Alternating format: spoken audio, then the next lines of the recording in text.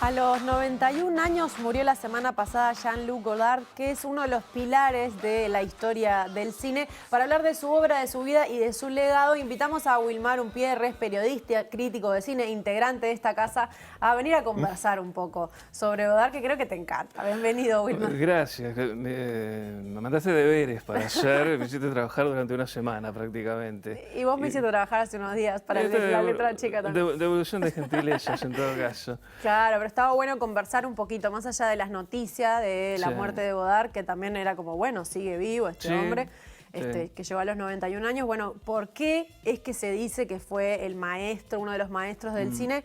Y se habla mucho de Nouvelle Vague, y yo creo que hay gente que está escuchando que no tiene ni idea qué es la Nouvelle Vague, y estaría bueno contar, Sí. o sea, cuál era el contexto de la época y qué hizo la Nouvelle Vague para llamarse así. Creo que era un criterio estético, fundamentalmente.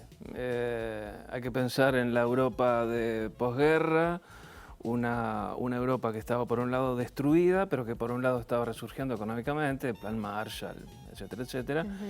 Y la Nouvelle Vague lo que propuso fue una serie de cambios estéticos y de formas de ver, formas de mirar diferentes. Un poco pretenciosas de repente.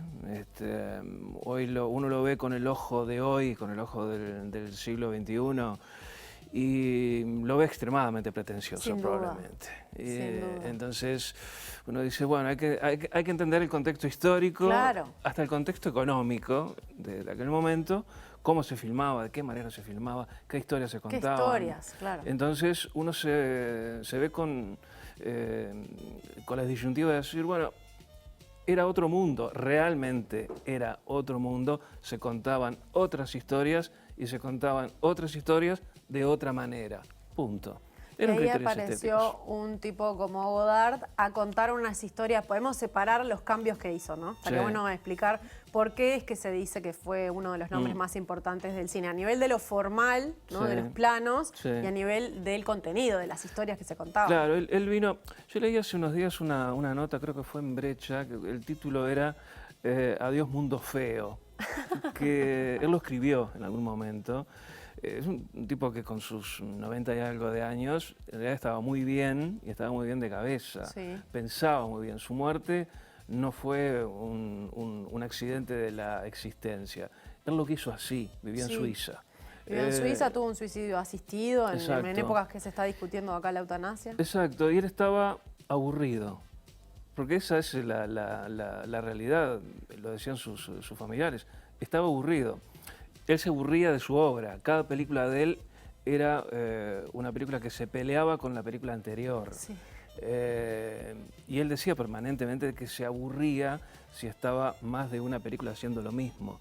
Bueno, eso creo que lo llevó al extremo de su vida porque se terminó peleando con la naturaleza, básicamente. Y eso era Godard, un tipo que rompía reglas, básicamente. Sí, yo leí algo como la regla de acabar con todas las reglas. Eso Trajo creo- la regla de Exacto. romperlo todo. Trajo un hacha, dijo, ahí están las reglas, bueno, le pego un hachazo a las reglas. Yo no trabajo con reglas, yo dejo que la libertad fluya. Alguien podrá pensar, bueno, es un poco naif esto de suponer que la libertad es algo tan etéreo que lo podés convocar como si fuera un espíritu y fluye. La libertad hay que practicarla Claro. también. Y la libertad artística es muy difícil de practicar. En aquel momento, con esta muchachada de la Nouvelle Vague, y la libertad artística es muy difícil de desarrollarse ahora. hoy, cuando en realidad las grandes películas las pagan los bancos o las financian los bancos. Ese era otro asunto interesante que tenía Godard, más allá de su obra, más allá de sus películas, más allá de que utilizó el video casi que por primera vez y empezó en algún momento a trabajar con formatos digitales, casi que al mismo tiempo que James Cameron cuando hizo Avatar. Estaban los dos haciendo más o menos lo mismo, con distintos presupuestos, naturalmente. Ya sabemos lo que pasó con Cameron, digamos, conformó, digamos, una industria millonaria alrededor de esa película, pero Godard ya estaba trabajando con 3D y estaba pensando su cine de otra manera. O sea que es un tipo que permanentemente estaba mirando hacia adelante. Ese es un problema de los rupturistas también. Muchas veces están fuera de época. el pensar algo nuevo, el diseñar una estética nueva y pegarle un hachazo a los convencionalismos, hace que seas un poco la oveja negra de la manada. Claro. Y eso te marca. Y era un tipo con muchas contradicciones también, porque era un tipo que era militante político. Claro, eso te iba a preguntar. Tenemos imágenes de al final de la escapada para Sí. ir viendo y repasando imágenes de alguna de las películas. Exacto. Que sí, como decías, él tenía, bueno, decíamos desde lo formal, una cuestión de planos contra planos, de montajes que alteraban Exacto. bastante, que yo creo que para un ojo tradicional de repente cierto montaje era como... Rompía el ojo. ¿Qué aparece? ¿Por qué aparece esta escena ahora? Porque tu cerebro y tu ojo no estaba pensado para ver eso que estabas viendo. Él te planteaba en la pantalla algo que no habías visto. Y bueno, eso te hace ruido. Y dentro de todo eso están sus contradicciones también. Porque si hablamos de política, bueno, no tuvo tantas contradicciones políticas. En todo caso, tuvo una etapa maoísta, llamémosle, Sí. una etapa muy roja, digamos, con una militancia bastante importante. Sí. Pero en sus películas él hablaba de las mujeres, de sus derechos, de los reclamos de las mujeres en la década de los 60, muchos reclamos que recién ahora se están comenzando a cristalizar, pero algunas de sus ex han escrito cosas no muy amables de él. Y algunas de sus películas, en muchas aparece la realidad de la época, ¿no? Claro. Que era, no sé, un cachetazo, aparece en claro. tantas de sus películas, Sí. y a veces un poco representadas como desde una histeria Sí, que yo creo que sí. hoy podría haber, ya envejecieron en alguno de esos personajes. Ese tipo de cuestiones yo creo que ya están de modé, digamos, Claro. ya pasó. Total. Pero bueno, sus reflexiones políticas aparecen en casi todas las películas. Sus reflexiones existenciales, ¿no? Algunas voces en off que también rompen ahí. Exacto. Aparece una voz en off porque es la del pensamiento o porque sí. Exacto. Y te dice algo que está buenísimo. Y que a veces no tiene mucho que ver con lo que estás viendo, en realidad. Entonces te obliga como espectador a tratar de linkear, una palabra que no existía en aquella época, lo que estás viendo con eso que estás escuchando.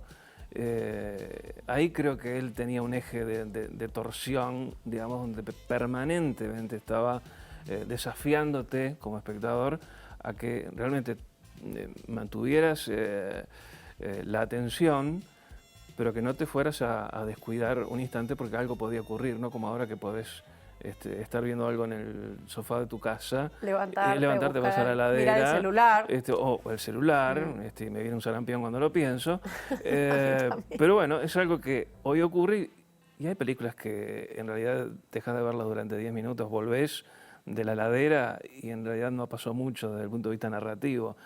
Este tipo de gente sí aprovechaba cada fotograma y cada milímetro para contarte una historia dentro de una historia. Vos hablabas de la libertad y también hay un concepto de no guión por momentos, que es relativo porque en realidad guión sí había, pero los dejaba improvisar a los actores. Y también pasaba de esto de lo político y lo existencial a unas charlas muy mundanas, que yo creo que no existían tanto en el cine hasta ese momento, porque había grandes tramas con grandes problemas. Por supuesto. Y de repente llegaba la mujer que se estaba maquillando y el hombre que estaba en el bar conversando de... Exacto, o fumando, se fumaba mucho en esa época también. Aparece mucho. Un Jean-Paul Belmondo, que era un jovenzuelo absolutamente desconocido, y él lo presenta al mundo, que esa fue otra de las características, descubrir algunas estrellas. Si él renegaba de alguna manera del Star System, se preocupó por ir a buscar estrellas. Belmondo es uno de los casos. Claro. Pero, divino verlo tan chiquito, por ejemplo, no sé, en masculino, femenino. Por ejemplo, digo, ese señor es el mismo que que después conocimos. Claro, en ese juego de retinas se chocan.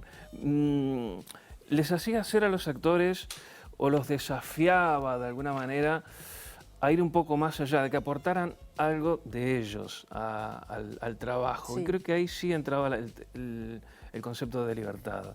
Decir, bueno, estás cómodo con esta historia, estás cómodo con este texto que tenés, rompelo. Agarra el guión, rompelo. Claro. Y bueno, a ver qué te sale. Y por momentos es divertido ver Sí. a Jean-Paul Belmondo con, no sé, Ana Karina. Bueno, y ahí improvisen. Te das cuenta que hay Exacto. algo de que se están sorprendiendo de sus propias respuestas mutuamente. Exacto. Y que llegaban a algo. Tenemos imágenes de banda aparte también. Que nos sirven para hablar de muchas cosas, pero entre otras de la influencia que tuvo después en otros cineastas. Sí. El propio Tarantino tiene una productora que se llama Banda Apart Film. Exacto. Bueno, esta camiseta de Reservoir Dogs Claro. no es casual. Y la escena del baile de esta película, sí. que ahora vamos a ver un poquito, Tarantino la usó en Pulp Fiction como una Exacto. inspiración para la escena del baile. Y además, Tarantino ha dicho que no- el nivel de locura que tenía, porque lo define así, el nivel de locura que tenía este director era importante. Lo dice Tarantino, alguien que no parece ser demasiado cuerdo. Alguien que, obsesionado con los pies de las mujeres. Exactamente, por ejemplo. Entonces, no es casual, obviamente que no es casual lo de Banda Aparte. Le tomó prestado algunos recursos, claramente, y tenía una fascinación por el cine de gángsters y el cine americano. Porque eso también genera a veces como ciertas distorsiones. Un europeo, un francés que está rompiendo con los esquemas, pero era un enamorado del cine policial negro. Que te das cuenta porque de repente un protagonista francés con una vida muy regular abre un cajón y saca un arma. Claro. Vos ahí te das cuenta que ahí hay otro cine que se está colando. Exacto. Él miraba mucho lo que estaba pasando del otro lado. No lo veo haciendo un western en todo caso, pero el policial le fascinaba. Incluso desde el punto de vista semántico. Él aprendió mucho de cine escribiendo. No olvidemos que Él era crítico. Él era crítico, formó parte de la Categoría de Cinema, que de alguna manera fueron los pilares, digamos, de la crítica cinematográfica. Y él comenzó a hacer cine escribiendo, y eso también se nota. Y creo que es esa cuestión de decir, bueno, así como Truffaut se apegaba y se ceñía al guión y a lo escrito, no, era todo lo contrario. Hubo una relación entre ellos bastante conflictiva, se terminaron peleando, en fin, cuestiones de la vida y del cine, supongo. Había una cosa interesante que dijiste, que él renegaba, se peleaba con sus películas anteriores. Para mí un caso muy bueno es cuando hizo Alphaville, que de repente es como ciencia ficción. Es un periodista, en realidad un espía, que llega a una ciudad futurista que se llama Alphaville y que donde todos tienen el cerebro programado. Algo que después vimos en un montón de películas y que se nota mucho en Si lo ves en Black Mirror, no te llama la atención y estaría bien. De hecho, ocurrió en una de ellas. Pero estamos hablando de una producción añosa y él ya tenía eso en la cabeza y no tenía las herramientas para imaginarse el mundo que estamos viviendo hoy. No existían los celulares, no existía... Y bueno, él lo pensó, esa realidad distópica, esa cuestión que, insisto, podría ser parte de un buen capítulo de Black Mirror. Y que influenció mucho a Blade Runner, más allá que Blade Runner estaba basado en un cuento. Se puede ver la influencia ahí con los replicantes. Bueno, en esta Alphaville hay palabras que no se pueden decir. Una de las palabras que no se puede decir es amor, no se puede decir por qué. Vamos a compartir una escena justo de esta película que plantea este escenario futurista para tener un poquito del espíritu de Godard, más desde la ciencia ficción.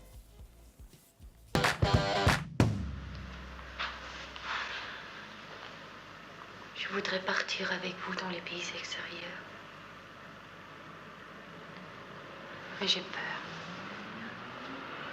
Depuis que je vous ai vu, je ne suis plus normale. À quel moment j'ai dit pourquoi avec vous? Pourquoi? Non. Parce que... Vous le savez très bien, Monsieur Johnson. Non, je ne sais pas. À quel moment? Dites-le-moi. Très souvent. Hier soir, par exemple, dans le couloir. Cette fois-ci, c'est vous qui mentez. Non, quand je vous ai dit que j'étais amoureux de vous. Amoureux? Qu'est-ce que c'est?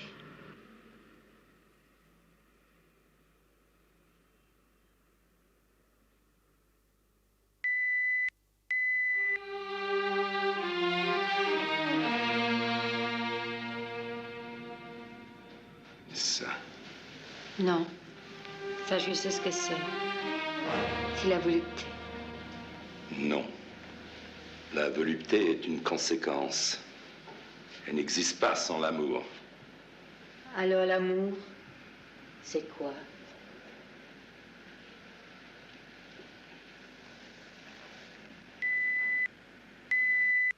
Ta voix, tes yeux, tes mains, tes lèvres.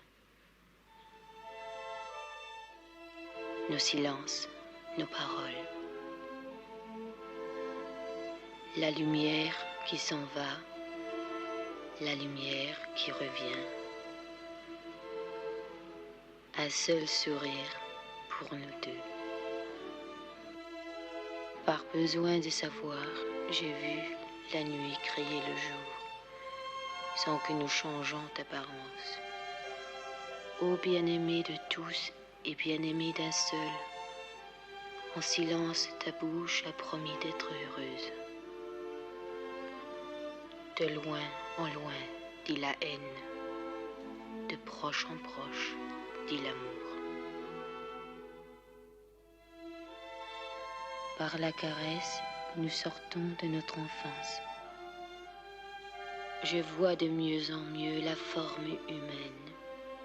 Comme un dialogue d'amoureux, le cœur n'a qu'une seule bouche.